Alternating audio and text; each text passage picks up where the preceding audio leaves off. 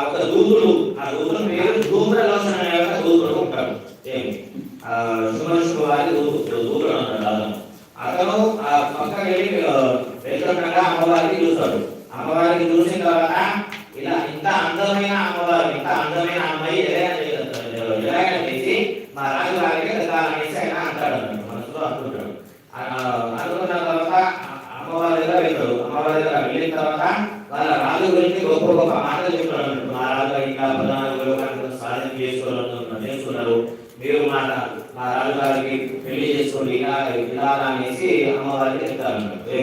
అయితే 5వ అధ్యాయంలో అమ్మవారు అంటే నువ్వు చెప్పేది సరే అని ఆడవక షరతు ఉన్నది. ఏం షరతు అంటే యోగాన్ చేతి సంగ్రామే యోగే ధర్మం వ్యవహరి యోగే ప్రతికూలలోకే సమయం భవిష్యత్తు అనేసి శ్లోకం ఉంటుంది. అర్థం ఏంటంటే యోగాన్ చేతి సంగ్రామే, నాతోటి సంగ్రామం అంటే యుద్ధం చేసి ఎవరైతే గెలుస్తారో యోగాన్ చేతి సంగ్రామే యోగే ధర్మం వ్యవహరి, నాకు తెలిసి నాకు ఎవరైతే ఓడిపోతారో యోగే ప్రతికూలలోకే సమయం భవిష్యత్తు. అందుకే నేను 3 లోకాలలో 14 లోకాలలో అతి బలమైన బలం ఉన్నోడు అనేసి అనుకొని తనకి పెళ్లి చేసుకుంటా అనేసి అమ్మవారు అంటారు అన్నట్టు. అన్న తర్వాత తను వెళ్ళి మళ్ళీ రాజుగారికి ఎంతో ఇలా విషయం అయింది అనేసి చెప్పిన తర్వాత 5వ అధ్యాయంలోనే మళ్ళీ యుద్ధానికి వస్తారు అన్నట్టు అందరూ.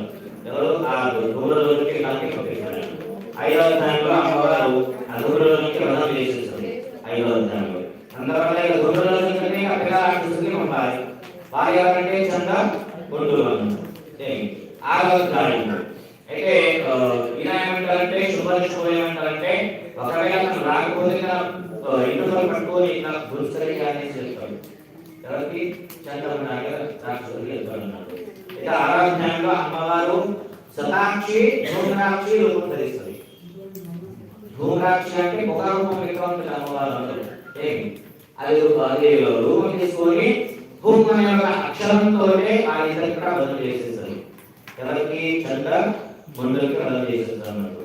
దాని తర్వాత 7వ అధ్యాయం, 7వ అధ్యాయంలో అంటే 2వ అధ్యాయులు చంద్ర ఉండడానికి యుద్ధంలో వెళ్తుంది అన్నమాట. అంటే ప్రథమంలోనే వెళ్ళిపోతుంది. 7వ అధ్యాయము 6వ అధ్యాయము 7వ అధ్యాయం. దాని తర్వాత 7వ అధ్యాయంలోనే అమ్మవారు కాళీ చాముండ రూపం అనేది తెలుస్తుంది. కాళీ చాముండ రూపం అది ఎలా ఉంటుందంటే విచిత్రమాల విభూషణ. విచిత్రకరణ అంటే అమ్మవారి గోత్రాలు కనిపిస్తే ఉంటుంది. కాళికా రూపం చూసే ఉంటుంది కదా మీరు. కాళీ అమ్మవారి రూపం ఎలా ఉంటుంది? విచిత్రకరణ కదా నరమాల విభూషణ అంటే అమ్మవారి మొత్తం గోత్రాలు కనిపిస్తే అమ్మవారి శరీరంలో మనసు అంటే చూసినట్టు కొద్దిగా మనసు ఉంటుంది. గుండమాల ధరించి ఉంటుంది అమ్మవారు. అతి భయంకరమైన రూపం అది ధరిస్తుంది అన్నట్టు అమ్మవారు. 7వ అధ్యాయంలో 7వ అధ్యాయంలో ధరించి ముందుకి వరం చేసేస్తుంది అందులోనే అమ్మవారు. దాని తర్వాత 8వ అధ్యాయం ప్రారంభమవుతుంది. ఇక వీరి పిల్లరాక్షసుడికి పంపించాలి. అంటే పిల్లరాక్షసుడు ఎవరంటే రక్త బీజుడు అనే ఒక రాక్షసుడు. రక్త బీజుడు అంటే కలిగి ఏంటంటే విత్తనాలు మనం వేసే వస్తాయి కదా పొలంలో అట్లా. అయితే కలిగి ఏంటంటే అమ్మవారు కత్తితో ఇట్లా భోజనంగా రక్తం ఎన్ని చుక్కలైతే భూమి మీద పడతాయో అన్ని రక్త బీజులు ఉంటుంది. అక్కడ కోరిక రక్త బీజులు అవుతారు. అయినప్పుడు అమ్మవారు కాళీ కమ్మడ రూపంలోనే తన నాలుక భూమి అంతా పరిచేసి ఒక చేతిలో డొప్ప పట్టుకుంటుంది. ఇట్లా ముండకు భోజనంగానే రక్తం కింద పెట్టేసి స్వయంగా తాగేస్తుంది అన్నట్టు.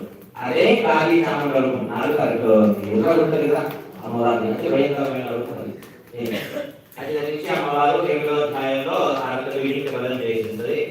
దాని తర్వాత విఘ్న రాక్షసులు ఎవరు? అది ఇద్దరు రాజులు. ఎవరంటే రాజు శుభ్రానికి 9వ అధ్యాయంలో 15 ఇద్దరు కూడా బలాలు చేసిస్తారు అమ్మవారు. ఇక్కడ వరకే యుద్ధం గురించి వర్ణన ఉంటుంది. దాని తర్వాత అమ్మవారి ప్రసన్నమై 11వ అధ్యాయంలో దేవతలకి బలాలు ఇస్తుంది అన్నట్టు.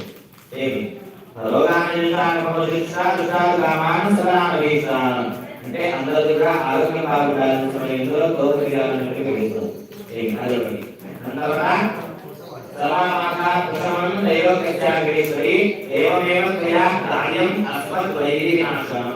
అంటే మనం ఏదైనా శుభకార్యాలు చేస్తున్నప్పుడు అందులో ఇలాంటి బాధలు రాకుండా ఉండాలనేసి శుద్ధులు కూడా ఎవరు కూడా అవ్వదు అనేసి మనం అందులో చేసుకున్నట్టు 11వ అధ్యాయం.